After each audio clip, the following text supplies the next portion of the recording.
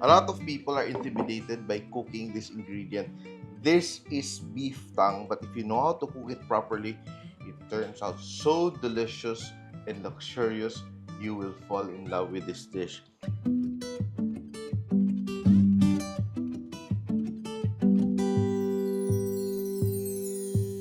And I am cooking Lengua Estofada, which is a very nice red sauce because we are using tomatoes, one of the more intimidating ingredients to work with.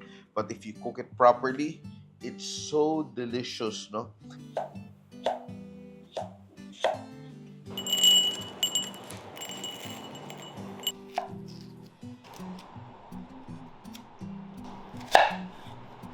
So this is a whole beef tongue which we will cook in our Instapot, and I will just add it here, and I will add some aromatics. We start off with cold water, and we add our laurel leaves, whole black pepper, we have an onion,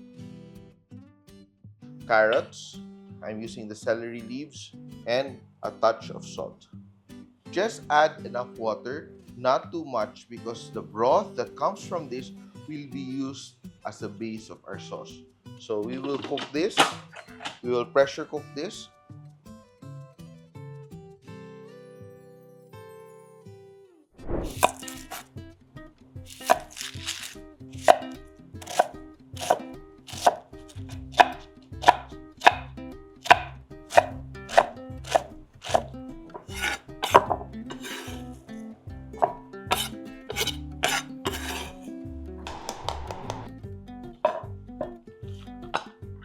Perfect.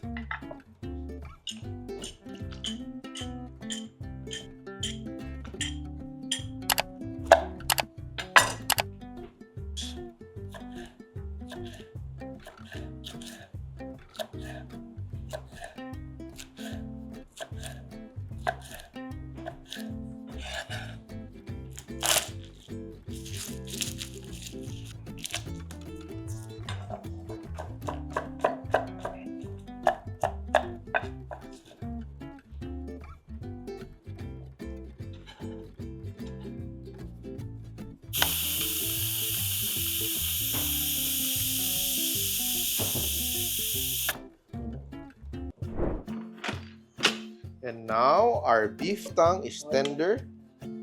Look at that. We'll let this cool down. And the stock we will leave for later. So later on, we will be peeling this outer layer of our beef tongue. And we will strain our beef stock.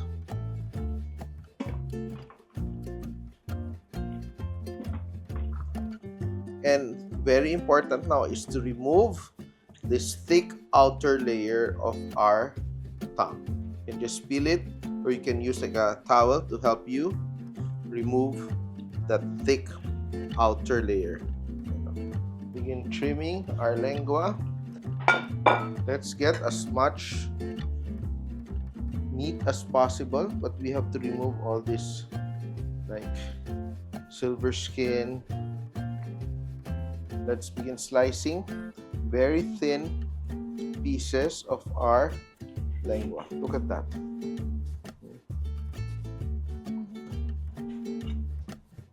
This is perfect for the holidays. If you cook this in the pressure cooker, in the Instapot for around 20 minutes. And now it's perfectly tender. And let's start cooking our Lengua Estofado.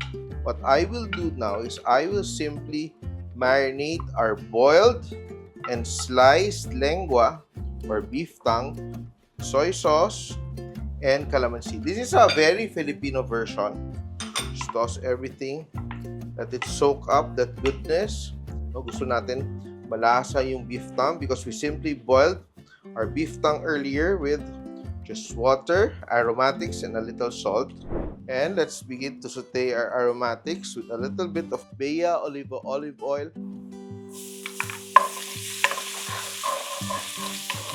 Our onions. We are using a lot of white onions. to give it a very nice sweetness. Yan. One of the very festive dishes we prepare for the holidays. Dati pag may fiesta. Yan. Saute until our onions are translucent. Now I will add a bit of butter. And also a bit of flour. No? This will thicken our sauce a little bit.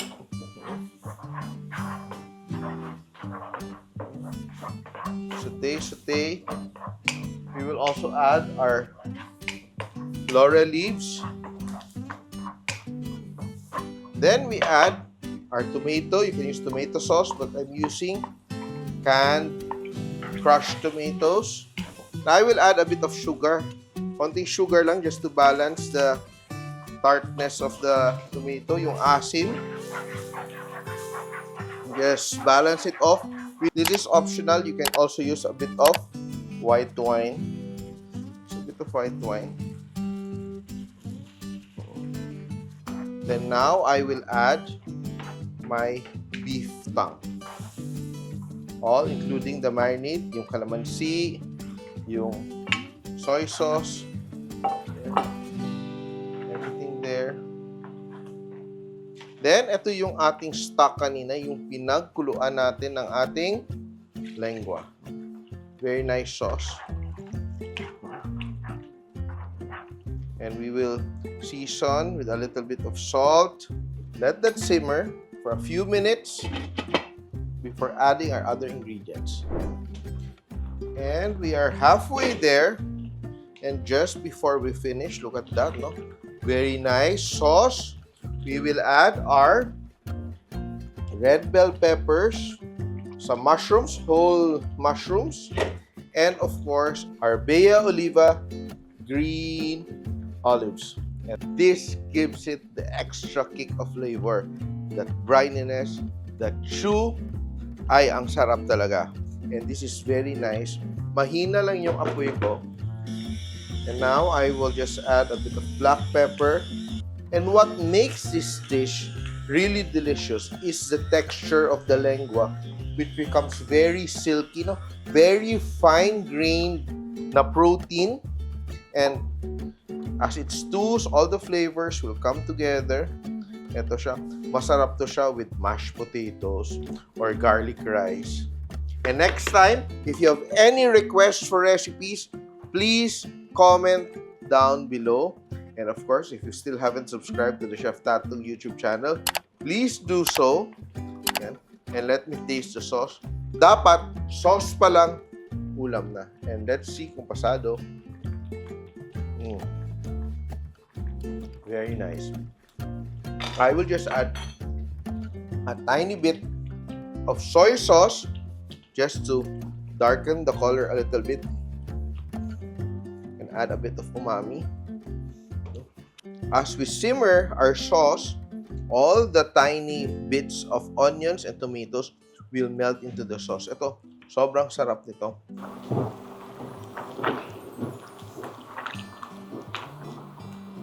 And what I remember growing up, ang partner nito was fried potatoes and fried bananas, yung saba. So there's a bit of sweetness. No? Kasi yung sauce natin dito, hindi matamis. Very simple to do. As long as you get to cook your lengua until it is tender, melt in your mouth. Now, all we have to do is over our pieces of lengua. Nice rich sauce. Yan, you can still see the bell peppers. Kaya hinuli natin ng konti yung bell peppers para makita pa rin natin siya.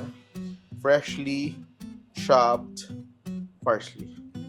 And to finish, we drizzle with Beaoliva extra virgin olive oil for that added complexity and richness for our dish. And we are ready to enjoy our lengua. Sarap! Of course, I need my olives and mushrooms with my lengua. Let's taste. Very tender. Perfect bite with the olive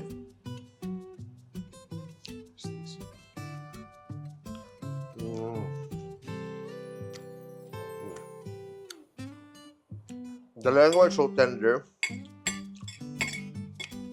very clean tasting, very rich sauce. Mm. I think it's your time to try to cook lengua. Don't be intimidated. Kaya nyo to because I'm teaching you how to do it.